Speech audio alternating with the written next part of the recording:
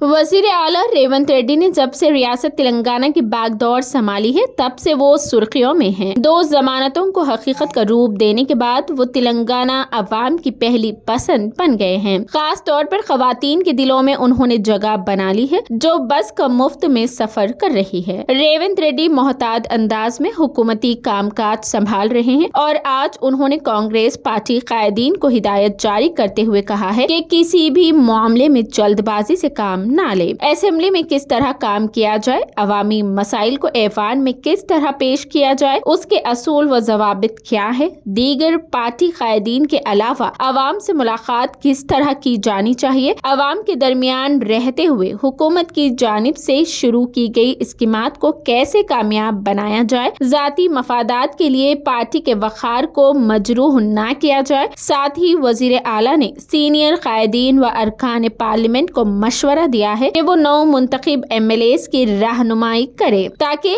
हत्तिल इम्कान उनकी खिदमात को अवाम के लिए मौसर बनाया जा सके। साथ ही उन्होंने कहा कि आम मुकामात हो या फिर टीवी पर कुछ बोलना हो या असेंबली में बात करना हो तो कबल अजी होमवर्क किया जाए और कुछ कहने से कबल सोच समझ कर बात की जाए, क्योंकि कमान से निकला हुआ तीर और जुबान से निकली हुई बात वापस नहीं आ सकती। इसलिए वुज़रा को चाहिए कि वो 6 माह तक नए आने वाले अराकीन असेंबली को मशवरा दे, उनका मुशाहिदा करे ताकि हुकूमती कामकाज में मजीद बेहतरी लाया जा सके। यहाँ हमें चाहिए कि तमाम मौज़ूआत का गहराई से मुताला किया जाए। हमें तजुर्बेकार लीडरों को देखते हुए असेंबली में बोलचाल के तरीके सीखना चाहिए ताकि हमारे इल्म में इजाफा हो सके। यहाँ इंसान हर उम्र में सीखता ही है और हमेशा नए मुशाहिदात के लिए इंसानी जहन बेचैन रहता है। हमें दुनिया को ये दिखाना है कि अवामी हुकूमत कैसी होती है, जहाँ उनके खादिम